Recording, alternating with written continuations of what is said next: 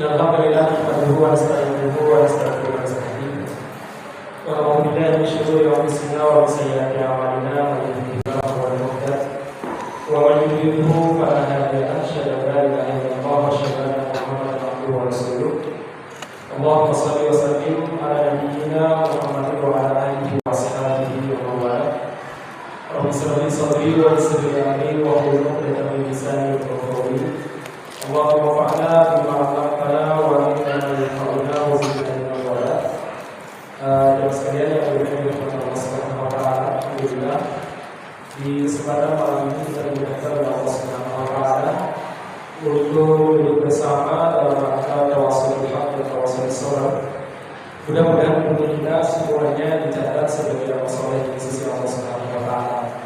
Salawat dan salam mudah-mudahan tercurahkan kepada baginda Nabi kita Muhammad sallallahu alaihi wasallam, kepada keluarga beliau, sahabat beliau, dan siapa saja yang istiqomah dengan seperti Rasulullah sallallahu alaihi wasallam. Kita senantiasa berdoa kepada Allah, mudah-mudahan kita termasuk mereka yang memiliki kemampuan untuk bisa menapaki kehidupan Nabi kita Muhammad sallallahu alaihi wasallam. Dan alhamdulillah malam ini kita masih melanjutkan kajian kita Rasul Al-Mu'allim wa Asalihu Bitalim. Rasul seorang guru dan asalib atau metode beliau dalam mengajarkan ilmu kepada murid-muridnya, baik itu kepada para sahabat, kepada istri-istri beliau, atau kepada anak-anak beliau dan orang-orang sekitarnya. Karena Rasul merupakan guru bagi semua manusia dan termasuk guru bagi kita. Kita sebagai seorang muslim tentunya juga sebagai seorang guru, karena apapun kita lakukan sebenarnya akan ditiru. Perkataan kita, perbuatan kita, semuanya akan ditiru. Suka tidak suka, sengaja atau tidak sengaja, kita akan menjadi teladan, akan menjadi guru bagi orang-orang sekitar kita. Maka untuk menjadi seorang guru yang terbaik, hendaklah kita ini mencontohi Nabi Muhammad SAW. Pada pertemuan sebelumnya kita telah memberikan beberapa contoh, beberapa metode yang digunakan oleh Rasulullah SAW dalam mengajarkan ilmu. Alhamdulillah sudah 4 ya. Yang pertama, Rasulullah SAW mencontohkan keteladanan dan budi pekerti yang luhur, karena itulah yang paling diingat dan paling berpengaruh bagi para sahabat. Kalau sekedar ceramah dan teori sebagaimana mungkin saya lakukan sekarang, para sahabat itu berbeda tingkat pemahamannya dan tingkat hafalannya, sehingga mungkin satu dengan yang lainnya berbeda kemampuan dalam meriwayatkan hadis, walaupun mereka sama-sama berguru kepada Rasulullah SAW. Tetapi kalau sifatnya perbuatan itu biasanya lebih berbekas dan lebih diingat, walaupun oleh orang-orang yang tidak begitu kuat hafalannya. Makanya kita lihat bahwasanya banyak sekali para sahabat itu mencontohkan kalimat misalkan rawaitun nabiyya, saya melihat Nabi begini, ya saya melihat Nabi begini. Itu adalah apa? Beliau memberikan contoh dan teladan yang luar biasa. Dan itulah kita kepada anak-anak kita yang demikian. Yang kalau anak-anak kita harapkan supaya mereka bisa menjaga sholat, bapak sama ibunya juga harus mulai menjaga sholat. Yang nggak mungkin kita perintah mereka, marah-marahin mereka sementara ketika komat bapaknya masih di rumah, ya nggak bisa. Kalau kita ingin anak-anak kita terbiasa dengan Al-Quran, ya kita sebagai seorang ayah dan juga guru bagi mereka, kita juga terbiasa dengan Al-Quran. Demikian juga yang lainnya. Baik, kemudian juga kemarin adalah apa? Beliau mengajarkan syariat ini secara bertahap. Terutama bagi mereka yang baru masuk Islam, beliau tidak mengharuskan untuk memahami secara utuh, bertahap. Ya, ada yang datang kepada Rasulullah SAW awal memerintahkan para sahabat untuk berdakwah, ya beliau berikan tahapan, nanti beritahu mereka untuk syahadat. Sudah terima syahadat, beritahu mereka bahwa mereka diwajibkan sholat 5 waktu. Kalau mereka sudah menerimanya dan melaksanakannya, beritahu mereka bla-bla-bla. Jadi bertahap dalam menyampaikan beban dakwah ataupun materi ini. Yang penting mereka syahadat dulu. Kalau ada orang yang baru saja hijrah, ya kita mulai dari perkara-perkara tauhid dulu. Masalah pakaian itu mungkin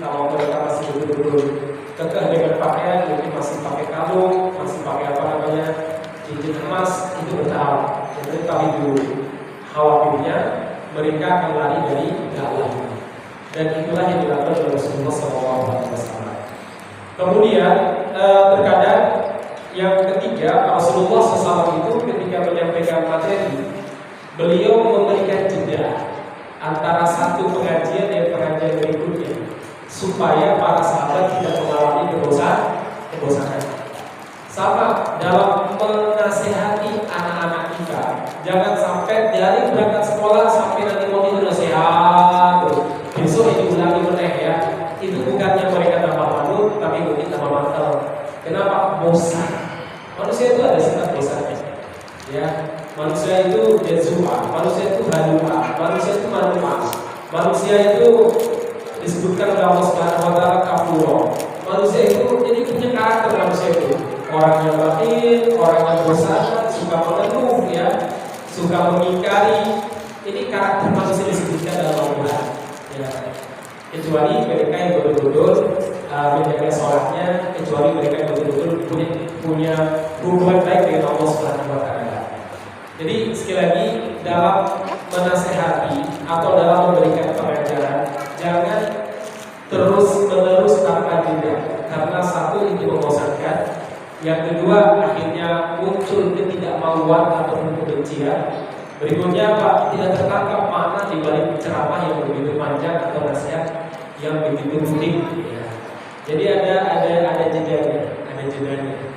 Nah baik, kemudian jemaah sekalian yang berada di rahmat Allah Subhanahu wa taala, tapi itu ya kadang isi kajian seperti ini agar tidak bosan ya, mungkin besok itu bukannya pengajian seperti ini, ngobrol bersama dengan mereka, makan bersama dengan mereka, kemudian bahagia ketika mereka bahagia, sedih ketika mereka sedih. Jadi bagian daripada pengajian ini. Kemudian selanjutnya jemaah sekalian, nah ini bagian Rasulullah SAW sangat memperhatikan kondisi masing-masing mad'u, kondisi masing-masing murid, sehingga materi yang disampaikan kepada satu kelas kepada kelas berikutnya atau orang dengan orang lain itu berbeda. Ya sama lah. Kalau saya ngisi di Eropa kira-kira materinya apa? Ya, gojekannya jangan terlalu banyak. Tapi kalau si ibu-ibu yang bergaji misalkan ya bagaimana supaya mereka mungkin 50%-nya materi, 20%-nya jadikan kemana-mana kalau itu tidak begitu bosan. Kalau nanti saya di santri ya lebih serius lagi. Jadi sekali lagi masing-masing level itu berbeda dalam menyampaikan materi. Sama antara satu orang walaupun sama-sama satu kelas juga kan berbeda. Saya kemarin pernah cerita ada salah seorang pemuda di hari bulan Ramadan siang hari dia ditanya sama Rasulullah ayyuqafila rajula mar'atahu wa huwa shaim, bolehkah seorang laki-laki mencium istrinya di siang hari bulan Ramadan saat dia berpuasa? Nabi lihat enggak boleh. Baru beberapa detik ada orang tua aki-aki mungkin usia dia di atas 40 gitu ya, yang sudah tidak begitu punya syahwat ya. Ya di atas luhur lah mungkin ya. Luhur itu syahwat puasanya enggak. Dua satu-satunya materi yang memiliki dua kapal ya. Baik, ya, belum dan apa-apa sudah dua kapal kan juga saja. Sudah kakek tanya ya Rasulullah, kira-kira bolehkah seorang laki-laki mencium istrinya dalam keadaan berpuasa? Sang laki-lakinya, Nabi lihat nggak apa-apa. Para sahabat kaget dan mereka ini terheran-heran sambil melihat satu dengan yang lainnya. Oh bisa ya? Yang itu yang bertanya jawabannya nggak boleh, ini yang bertanya jawabannya boleh. Nabi mengatakan atajabun, kalian merasa takjub ya? Jangan heran, sesungguhnya si Mbah ini ya dia itu amlak, dia lebih mengendalikan nafsunya karena dia sudah sembuh dibandingkan si pemuda tersebut. Bukan Nabi itu pelin-pelan, tapi masing-masing punya porsi yang berbeda. Ada yang datang bertanya kepada Rasulullah, ya Rasulullah, dullani ala amali idza amiltuhu ahabbani Allah wa ahabbani an-nas. Tunjukkan kepadaku suatu amal yang kalau aku melakukannya Allah mencintaiku, manusia juga mencintaiku. Jawaban Nabi, ya dapat izhab fi dunya illallah wa fi iman nas. Ini bukan nas. Rahasianya Mas, kamu harus zuhud di dunia dan Allah cinta sama kamu, dan zuhudlah artinya jangan tamak terhadap milik orang, jangan terlalu gampang pinjam, jangan terlalu gampang membebani orang, ya. Orang akan senang kepada kamu. Ya. Jadi gampang ya. Tapi di waktu lain saya tanya Rasulullah, aina amal ahabullah, amal apa yang paling dicintai sama Allah? Jawaban Nabi, beliau katakan seluruh tudhiru fikum bil mu'minin, yaitu kamu membahagiakan orang-orang beriman. Di saat ditanya lagi ya Rasulullah, amal apa yang paling afdal? Salat lima waktu. Jadi masing-masing orang itu memiliki prioritas yang berbeda. Dan inilah kecerdasan seorang guru. Bukan berarti guru tidak adil, justru adil itu sesuai dengan porsi. Bukan adil itu semuanya sama berbeda. Antum punya anak, satu SMP, satu SD, satunya baru TK. Adil itu bukan berarti ukurannya XL semuanya, baju-bajunya atau punya semuanya, tidak.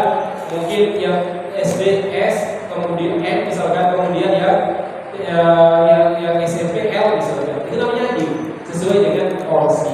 Mungkin jajan juga beda. Ya, yang mungkin yang SD karena dia pulang jam 1 atau setengah 2 misalkan, dia makan siang di rumah ada kelas 2 misalkan tahunan 5.000. Sementara kakaknya dia harus makan siang di sana mungkin hasilnya 15.000 atau mungkin 12.000. Itu namanya adil, bukan berarti pukul rata. Sama dalam menjawab beberapa pertanyaan para sahabat, Nabi Muhammad SAW juga beda-beda ya. Ada yang mengatakan Rasulullah kulli fil Islam qaulan la as'aluhu ahadan ghairuh. Ya Rasulullah, beritahu saya tentang nasihat Islam, nasihat terkait masalah urusan agama yang saya tidak akan bertanya kepada orang lain, cukup dari Anda saja. Apa ya Rasul? Kira-kira nasihat yang Anda berikan kepada saya cukupnya apa? Apa jawaban Nabi? Qul amantu billahi mustaqim. Katakanlah aku beriman kepada Allah dan istiqomah dan sifat. Tapi saat yang lain mengatakan ya Rasulullah, ausini bi syai'in wa la tukthir alayya la'alli a'ihi. Ya Rasulullah, nasihati saya berikan wasiat kepada saya, jangan banyak-banyak biar saya gampang hafal. Jangan Nabi apa? La takdob. Ojo mesum ya. Ojo apa namanya? Ojo mesum, satu lagi apa namanya? Ojo butuhan ya. Banyak kan aktivis tapi butuhan orangnya ya. Mereka dipenuhi orang ngaji ya. Kemudian di suatu waktu sadarnya pas keluar pengajian tentang jauh terus apa kaji Arafah ya. Itu namanya aktivis butuhan ya. Kesenangan orangnya. Jadi ada yang terus. Jadi nggak begitu banyak. Cukup datang kok. Jangan marah mas. Datang kok. Jangan apa tadi ya. Jangan marah, jangan butuhan. Yang bikin butuhan apa? Ya sudah ya. Jangan mudah tersinggung ya. Itu nasihat Rasulullah kepada sahabat tersebut. Ya. Nah, coba sekali ada juga yang datang kepada Rasulullah, Rasul, berikan wasiat kepada saya yang penting saja ya Rasul, karena saya mau pergi ya. Ittaqillah, bertakwa kepada Allah. Tambahkan lagi, ya kemudian Rasul mengatakan, semoga Allah memudahkan kamu, zawwallahu taqwa, semoga Allah memberikan ketakwaan kepada. Tambahkan lagi ya Rasul, beda-beda aja meskipun ya. Baik, masuk di sini yang benar-benar kepada Allah Subhanahu Wa Taala. Ada juga yang datang kepada Rasulullah SAW mengatakan, ya Rasulullah, inna syara'i qad kathurat. Sesungguhnya syariat Islam ini sudah sangat banyak ya Rasul. Sudah sangat banyak. Maka ya Rasul, saya minta satu nasihat yang membuat saya bisa melaksanakan begitu banyak amal ibadah antara satu bijami. Ini banyak sekali. Saya minta kuncinya apa ya Rasul? Biar saya gampang melaksanakan ibadah dan kewajiban serta meninggalkan larangan yang begitu banyak itu. Kayak kita sekarang kan, jadi pilih-pilih ibadah itu apa yang berbeda? Kan dulu sumpah ada kan? Anda sebagai seorang suami punya kewajiban menafkahi istri. Anda sebagai seorang ayah punya kewajiban menafkahi anak-anak. Anda sebagai seorang anak punya kewajiban membantu dan menafkahi orang tua. Anda sebagai bagian daripada RT punya kewajiban untuk infak bulanan di RT. Anda sebagai seorang seorang ayah dari wali dari anaknya sekolah punya kewajiban bayar SPP. Anda seorang hamba dari Allah punya kewajiban untuk sholat, jaga sholat. Anda benar-benar ya. Anda sebagai seorang muslim punya kewajiban untuk membantu saudara hati misalnya. Banyak banget kita syariat itu aturan. Ya Rasulullah apa guna masalah bijami? Tolong tunjukkan kepada saya satu rahasia yang kalau saya mengerjakan yang lainnya jadi mudah. Nabi Muhammad SAW kemudian menunjukkan lidahnya begini kan ya, la yazalu lisanuka raqaban min dzikrillah. Mas, lisan lisanku ini senantiasa basah karena berzikir kepada Allah. Nanti dimudahkan. Wah, ini sudah saya beritahu juga, saya juga sih ya. Cuma kadang kita disupport ya. Yang dipikirin apa? Yang dipikirin lain gitu. Yang dipikirin masalahnya bukan zikirnya ya. Yang zikirnya dipikirin lain gitu. Ternyata kalau kita punya banyak masalah itu, solusinya apa? Banyak zikir. Tasabbih bihamdi rabbika wa kun minas sajidin dalam ayat. Perbanyak tasbih, perbanyak zikir, dan perbanyak sholat. Kalau seandainya kita terlalu banyak masalah, dan itu nasihat Allah kepada Nabi Muhammad di awal-awal beliau berdakwah secara terang di bumi, beliau kemudian dihina, kemudian ekonomi beliau diboikot, masalahnya banyak banget. Akhirnya Allah Subhanahu Wa Taala menasihati Rasulullah SAW adalah apa? Tasbih, perbanyak tasbih. Terus waktu minas sajidin, dan banyaklah melakukan sujud artinya sholat. Masya Allah, saya dengan itu harus banyak berdoa ya, banyak sujud, yang juga banyak zikir. Kata Anas bin Malik, karena Nabi Sallallahu Alaihi Wasallam kita sedang amru, Nabi Muhammad Sallallahu Alaihi Wasallam itu kalau menghadapi masalah yang begitu banyak, maka apa dilakukan? Yang benar-benar apa? Beliau asal yang duduk langsung duduk, kemudian fa'ahsana wudu'ahu, beliau memperbagus wudunya, diusap dengan sempurna. Sholat 2 rakaat tadi bila sajidin ya. Kemudian beliau memperpanjang rukunnya, memperpanjang sujudnya. Sehabis sholat beliau berzikir dan berdoa, Rabbina Allahumma rahmataka arju fala takilni ila nafsi tarfata aini wa aslih li syahidullah la ilaha illa anta. Biasanya kata Rasulullah kalau beliau sudah melakukan dua ini, satu sujud, waktu bila sajidin, yang kedua doa, tasbih tadi, maka biasanya masalahnya mulai terobek. Ini kedua bagi kita yang punya banyak masalah, terutama teman-teman di sini saya lihat wajah-wajahnya wajah paling banyak masalahnya. Nah, dua ini jangan lupa yang dilaksanakan. Satu sholat, yang kedua doa tadi ya. Allahumma rahmataka arju fala takilni ila nafsi tarfata aini wa aslih li syahidullah la ilaha illa anta. Itu yang luar biasa. Baik, Mas Gideon, jelas sekalian yang mudah-mudahan kepada Allah Subhanahu Wa Taala. Ada juga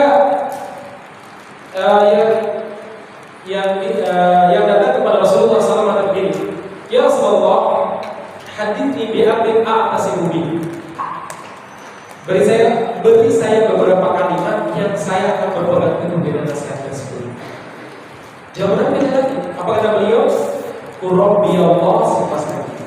Katakanlah Rohku pengatur kehidupanku, yang mengatur semua urusanku, yang mengendalikan semua masalahku adalah Allah. Dan kamu komitmenlah dengan ucapanmu. Jangan percaya kepada dukun, jangan terlalu percaya kepada ramalan para dukun, kemudian juga mungkin ramalan para tukang ramal ya, dukun bumi atau dukun hitam ya. Jangan terlalu percaya kepada Allah Subhanahu Wa Taala. Kemudian dia melakukan, ya Rasulullah, maaf termata khafa alayya. Menurut Anda apa yang paling Anda khawatirkan dari saya? Kira-kira apa yang harus saya waspadai? Jawaban Nabi apa? Fa'akhadha Rasulullah SAW bilisani nafsi. Rasul pun mengambil lidahnya dipegang, beliau mengatakan subhanallah hadza. Ini yang paling aku khawatirkan yang mencelakakan kamu. Jadi sumber bencana menurut Rasul salah satu itu yang paling banyak mana? Bisa. Kalau sekarang apa? Jadi kan bisa juga. Sosial media, Facebook, Twitter, Instagram, Thread atau apa? Itu kan sebenarnya gambaran daripada bisa kita. Ini yang paling ada hal-hal yang tidak perlu dikomentari.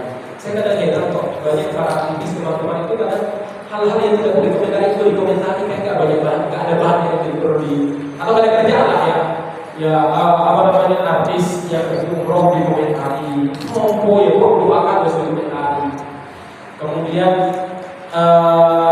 ustadz ini ngomong itu dikomentari komentar kayak mahal semua ya saya di sosial media, nggak paling dikomentari. Pada setiap kata yang kita tulis nanti dia akan dimintai pertanggungjawaban. Apalagi jejak digital itu susah dihapus. Baik, Mas Rian. Itu beberapa cara Nabi Muhammad SAW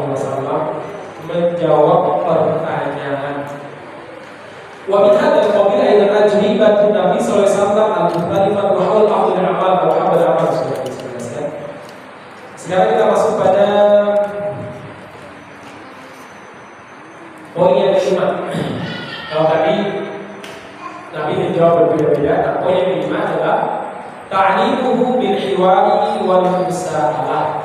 Di antara cara Nabi Muhammad SAW dalam mengajarkan Islam dan mengajar kepada para sahabat, mengajarkan ilmu adalah apa? Dengan cara dialog, tanya jawab. Ya, tanya jawab. Kenapa beliau memakai tanya jawab? Karena tanya dan jawab itu lebih mengikat makna tanpa bertele-tele, ya kan? Antum kan lebih senang kalau saya tanya jawab. Podcast itu disenangi gara-gara tanya jawab, ya kan? Talk show itu tidak bosankan walaupun mungkin 1 jam 2 jam dan tonton enak aja gitu ya. Itu tidak bosan karena ada tanya jawab di sini ya. Sebagaimana mungkin itu podcast tentang podcast siapa yang sekarang bilang itu kan enak ya. Ya ada sambil buat kopi pun dengar dia bertanya ada jawab. Nah itu telah dicontohkan oleh Nabi karena sekali tanya jawab itu lebih bermakna. Makanya kan kalau bisa itu kajian itu ada semacam tanya jawab yang direkayasa. Ya. Ada beberapa kali itu tanya jawabnya direkayasa. Saya misalnya kalau di tempat baru, mintanya adalah diskusi ataupun semacam model talk show itu. Saya bilang nanti hostnya siapa ini? Oh ya, nanti saya menyampaikan materi-materi ini. Kalau tanya sekitar itu, kalau nggak saya kasih pertanyaan kepada saya. Kenapa? Karena itu membawa jamaah kepada sebuah kesimpulan. Ya. Nah itu penting. Jadi merekayasa pertanyaan itu penting sebelum kajian. Pertama itu mungkin mau mengadakan kajian terutama kajian itu. Ya sebaiknya direkayasa pertanyaan. Kalau ini kan nggak perlu kenapa apa yang perlu selesai nggak ada bisa soalnya. Tapi kalau perlu panjang itu sebaiknya direkayasa. Yang nggak enak kalau terlalu lama itu membosankan. Baik, coba saya lihat yang berbicara tentang Allah Subhanahu wa Ta'ala. Saya berikan contoh. Di antara cara Nabi memahamkan tentang urgensi sholat. Dari tajam, apa kata beliau?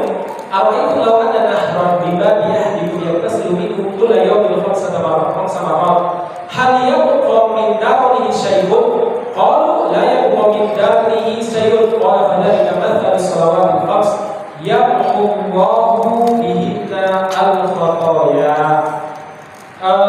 Rasulullah pernah bertanya, Mas, bagaimana menurut kalian kalau ada salah seorang di antara kalian punya sungai di depan rumahnya, ada sungai yang mengalir dengan sangat jernih dan dia mandi di sungai tersebut 5 kali sehari, dia mandi, dia sabun, dia sampo, dan sungai bersih. Anda jangan bayangkan sungai Bengawan Solo ya, ini sungai kayak Tapanuli ya, atau sungai Jawa Barat lah, yang segar dan luar biasa. Kalau di sini sungai itu di Wonodolo ya. Kita tidak sungai itu ya, segar biasanya. Atau mungkin di mana itu air terjun utama itu juga saya ya, kan jernih airnya ya, tapi dingin. Maksudnya, Anda bayangkan seperti itu. Ada orang mandi 5 kali dalam sehari.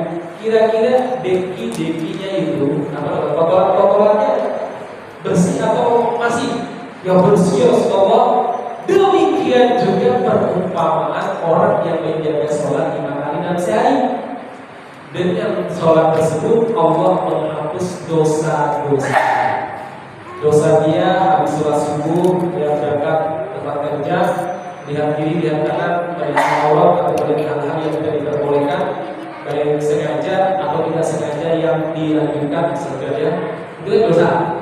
Nah nanti sholat duhur dia wudu, dosa-dosa makanya akan terhapus. Kemudian dia kumur, dosa-dosa mulutnya juga akan berguguran. Ketika dia mencucikannya, dosa-dosa tangannya saat mengetik, komentar yang membuat orang kecewa di grup sampai walk out dari grup misalkan ya, itu juga akan terhapus. Dengan apa? Dengan sholatnya. Dan sholat itu masih ada nih, misalkan dia boleh ya, boleh maksudnya apa ya? Dan sholat asar sama, begitu terus, masya Allah. Jadi Allah beri kesempatan kepada kita untuk kafarah dosa itu banyak sekali, banyak sekali ya. Itu baru sholat, belum puasanya ada Senin, ada Kamis, ada Daud, ada Ayyamul Bid, ada Ramadan, ada Syawal, masya Allah. Jadi Allah betul-betul cinta kepada kita, tidak ingin hambanya itu memiliki banyak dosa. Allah berikan peluang nih, yuk yang banyak dosanya. Sampai disebutnya dalam sebuah hadis, Allah tidak pernah merasa bosan menerima tawagannya, sampai kalian sendiri yang merasa bosan bertobat. Baik, maksudnya ini namanya apa? Dialog. Terkait masalah apa? Sholat. Biar gampang dicerna. Kita sama anak kita ini dia mesti dicontohin, tahu nggak? Terutama kayak sholat. Soalnya anak-anak di ceramah itu nggak, apalagi anak-anak zaman sekarang itu kalau begitu nyaman mereka. Kalau dia ngobrol, dia aja diskusi, ditanya, bagi dia jadi masuk ngobrol ya. Saya kalau ada di jemput anak ya, ngobrol di jalan itu. Jadi gimana? Atau ngobrol masalah apa ya?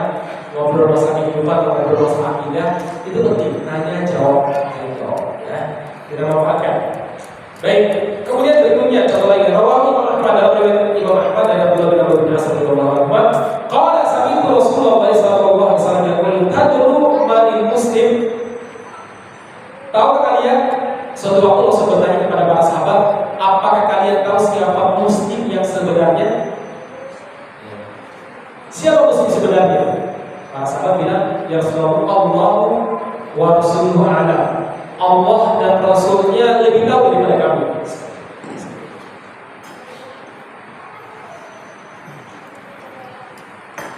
Kemudian Rasulullah mengatakan, al-muslim, muslim yang sebenarnya adalah man salimal muslimuna min lisanihi wa yadihi, yaitu muslim lainnya selamat dari gangguan lisannya atau gangguan tangannya. Dari apa? Gangguan lisannya atau gangguan tangannya. Dia tidak mencemarkan kehormatan saudaranya, dia tidak juga menjambak atau merendahkan sahabatnya dengan anggota badannya. Tangan itu hanya sebagai sebuah simbol ya. Kaki juga mungkin iya. Ya temannya mau pakai sepatunya disingkirkan misalkan ya. Itu kan mengganggu. Walaupun itu cuma gojekan, tapi kalau berlebihan itu akan menumbuhkan bibit permusuhan. Jangan terlalu berlebihan dalam bercanda, karena itu justru menimbulkan dendam. Mungkin dia cuma senyum, dipermalukan, senyum ya, tapi dia akan berpikir suatu waktu yang lebih daripada begitu. Namanya orang kalau udah kecewa atau marah, dia nggak pakai logika iman. Apalagi perempuan itu kalau dikecewakan, apalagi kalau cemburu. Kata Rasulullah, dia tidak tahu puncaknya gunung dan dalamnya lembah. Dia nggak bisa bedakan. Nah, maksudnya apa? Susah. Maka saya 2 hari yang lalu yang ditelepon oleh seorang, dia ngaku, Ustaz, saya di kelas 1 di sebuah pondok yang mana? Saya pernah pondok 2 tempat. Adalah kamu siapa?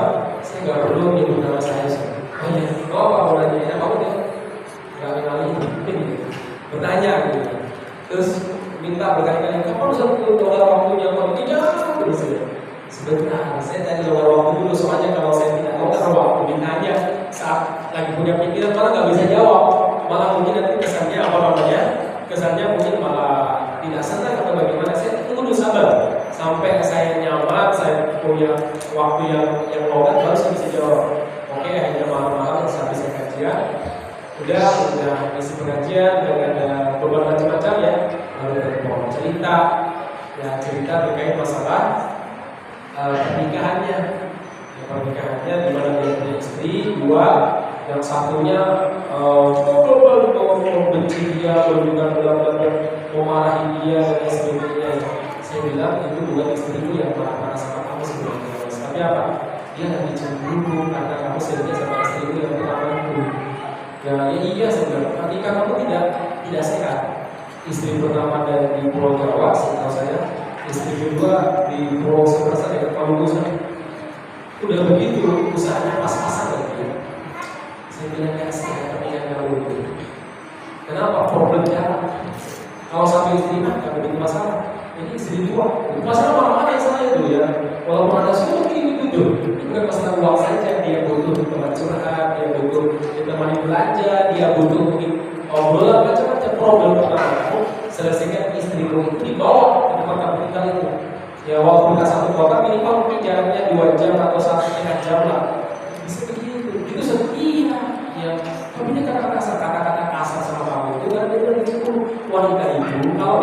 cemburu dan marah, cemburu, marah dan sebagainya cemburu, dia nggak bisa membedakan antara tingginya gunung sama dalamnya lembah. Ya, dia menjatuhkan diri, dikiranya lembah ternyata gunung. Dia pengen loncat, dikiranya lembah ternyata gunung, bisa dia lewati. Ya. Nah, jemaah sekalian yang berdoa kepada Allah Subhanahu Wa Taala, demikianlah jemaah sekalian. Manusia itu kadang menyakiti itu tanpa rasa. Ya, menyakiti. Kadang menyakiti orang macam-macam caranya. Ya tadi ya, ada orang yang mungkin sakit atau mungkin kena kenampok, sakitnya luar biasa, langsung bilang alamas biasa orang aku yang gitu. Dan jangan menilai orang dengan perasaan Anda. Mungkin dia punya pengalaman berbeda. Anda sudah biasa disakiti, sakit kenampok itu biasa gitu. Mungkin dia tuh nggak pernah sakit kena kenampok, sakit banget itu masalahnya. Jadi seringkali kita itu masalahnya adalah apa? Menilai orang berdasarkan cara berpikir dan pengalaman kita. Beda. Dia itu gak ngomong sama saya karena saya itu gak pernah praktik dialami dulu pas saya kaya, bla bla bla. Itu kan cara berpikir kamu. Ya kamu biasanya kayak gitu kan? Ya. Kalau orang kaya kamu dekatin, kalau orang tidak kaya kamu jauhin. Jangan gunakan cara berpikir kamu menilai orang belum tentu kayak gitu ya. Nah seringkali problem kita di sini. Menilai orang berdasarkan mindset kita atau pengalaman hidup kita, bukan dengan cara berpikir orang lain. Akhirnya terjadi gak nyambung. Jadi apa yang terjadi adalah apa? Saling sungguh. Baik, mas kalian. Itu muslim. Yang muslim lainnya selamat dari gangguan lisannya dan gangguan anggota tubuhnya. Terus Rasulullah menyebutkan, qala tadruna manil mu'min? Tahukah kalian siapa mukmin yang sebenarnya? Para sahabat menjawab juga, Allah wa Rasulullah. Allah dan Rasul lebih tahu. Kira-kira siapa? Nabi mengatakan, man aminahu al-mu'minun ala anfusihim wa amwalihim wal muhajiru man hajara su'a fajtanabah. Seorang mukmin yang sebenarnya adalah orang yang mukmin lain aman dari gangguannya. Jadi harta orang, nyawa orang aman dari gangguan orang tersebut, maka itu pasti mukmin. Ya. Kalau seandainya ada orang yang tadi kehormatan orang itu tercemar gara-gara dia, walaupun dia kejadiannya panjang, maka dia bukan mukmin yang sebenarnya. Artinya dia tidak bersifat iman kamil, iman yang sempurna. Imannya pasti bermasalah. Dan terus melanjutkan dua muhajir. Orang yang berhijrah adalah orang yang menjauh dari orang yang meninggalkan keburukan dan terus berupaya untuk menjauhinya. Itu namanya muhajirun, orang yang berhijrah. Jadi di sini Rasul mendefinisikan tiga perkara: satu muslim, yang kedua mukmin, yang ketiga muhajir. Ini definisi luar biasa. Dan Rasul menyebutkan tentang apa? Beliau melihat dari sisi, bukan dari sisi hak Allah yang dia tunaikan, tapi dari sisi hak manusia yang dia tunaikan. Terkadang Rasul itu menyebutkan sifat orang beriman dari tinjauannya hak Allah. Dia melaksanakan sholat, dia melaksanakan puasa. Tapi terkadang ditinjau dari hak manusia, tidak mengganggu orang, tidak menyakiti orang. Jadi bukan berarti beda barometer, enggak. Barometernya sisinya yang berbeda saja. Dari sisi mana? Sama menilai orang mukmin juga demikian. Rasul ya jadi orang mukmin apa? Ya tadi kata dia menyebut beriman, orang yang beriman kepada Allah, Rasul seperti itu. Orang yang beriman kepada Allah, kepada malaikat dan kita proses seperti itu. Tapi juga kadang dilihat dari sisi apa? Sisi akhlak. Akhlaknya apa? Orang lain aman dari gangguan lisan tangannya, harta orang lain aman dari gangguan dia, kehormatan orang lain, nyawa orang lain aman dari gangguannya. Nah, masa muslimin yang sudah menjadi kepada Subhanahu wa Ta'ala ini mungkin, walaupun hadis ini sering dipakai sama orang yang pluralis, mereka mengatakan bahwa orang Yahudi itu bisa disebut mukmin, orang Yahudi itu bisa disebut muslim, orang Nasrani juga. Kenapa? Kalau Anda tinggal di sebuah kompleks, ada Nasrani, nggak pernah mengganggu muslim lainnya, baik dengan lisannya maupun tangannya, maka dia muslim. Maksudnya itu. Pakai dari ini, ya, orang ini juga nggak ada. Kita berbicara apa, mereka berada dari surga itu. Paham maksudnya ya? Jadi kalau orang Nasrani tinggal di sebuah komplek banyak muslimnya, dia nggak pernah mengganggu muslim dengan lisannya dan nggak pernah mengganggu muslim dengan tangannya, maka dia Nasrani muslim. orang liberal. Memang yang namanya orang liberal itu kayak lalat. Ada madu, ada kue, ada jajan, ada paket. Kira-kira kemana inputnya? Ada bunga. Kira-kira lalat kemana? Ke pantai. Ini sebenarnya banyak pilihan baik. Habis itu banyak pilihan untuk diambil, tapi yang diambil yang busuk-busuk aja. Orang kalau udah berpikir kayak lalat, ya gitu ya, kalau udah kotor, yang dicari ya, yang kotor. Di Saudi itu, ya ada baiknya juga ada buruknya juga. Orang yang kasar, ya dia lain mungkin perempuan yang buka-buka. Siapa di sini? Jadi tidak apa? Orang yang kasar, perempuan yang buka-bukaan, misalnya juga ada orang yang mabuk juga.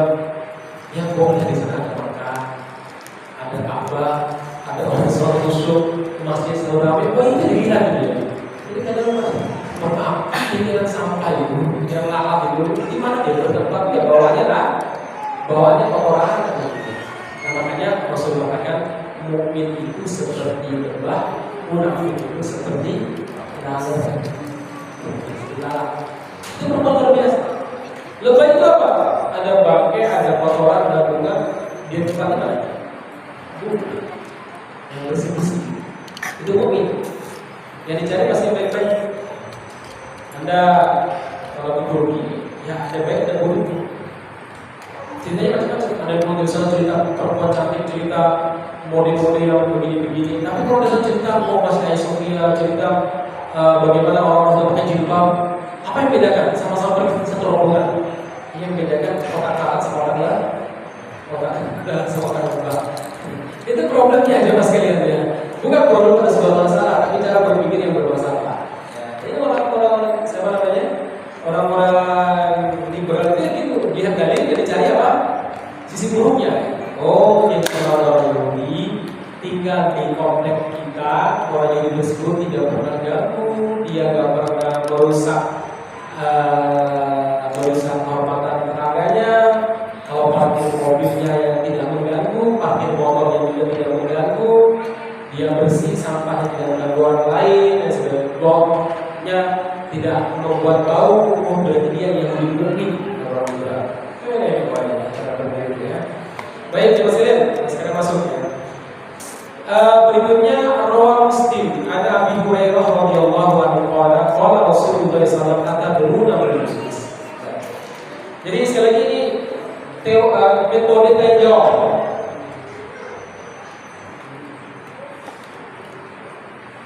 Metode tanya jawab ini ya mas kalian, ya cukup efektif. Dan itu membuat para sahabat lebih cepat menangkap makna dibanding apa yang diinginkan oleh Nabi. Beda kalau ceramah. Kalau ceramah 1 jam misalnya, katanya kalau malamnya ngantuk, malamnya ngantuk, pagi ya ceramah sebagus apapun nggak bisa fokus. Beda kalau saya tanya jawab kayak gini, kayak sahabat. Rasul bertanya, ada dulu nama muflis, tahukah kalian siapakah orang-orang yang merugi? Jawaban para sahabat, al-muflisu fina man la dirham wa la mata'. Orang yang rugi atau orang yang miskin di kalangan kami adalah orang yang tidak punya dirham, tidak punya harta benda. Apa jawaban Nabi? Innal muslimin ummati. Orang yang paling rugi dari kalangan umatku adalah mayyati yaumal qiyamah, yaitu orang yang nanti di hari kiamat membawa bisolatin wa siyamin wa zakatin, membawa pahala sholat tahajud, sholat lima waktu, sholat duhanya. Dia membawa puasa Ramadannya, pahala situ sawalnya, pahala Daudnya, pahala ayam ubinnya. Dia membawa pahala puasa Asyuranya, tetap ya, wa zakat, dan dia membawa pahala sedekah, pahala zakat.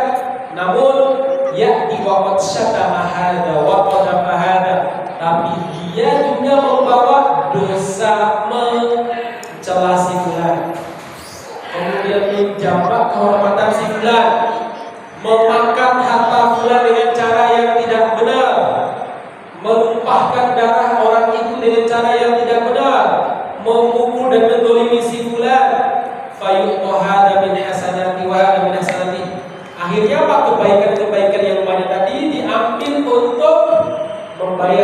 kedoliman yang dilakukan. Dia pernah korupsi sekian, dia pernah buat akun Fafa yang mendolimi si fulan kasih ini misalnya ya. Kemudian dia pernah kayak semuanya.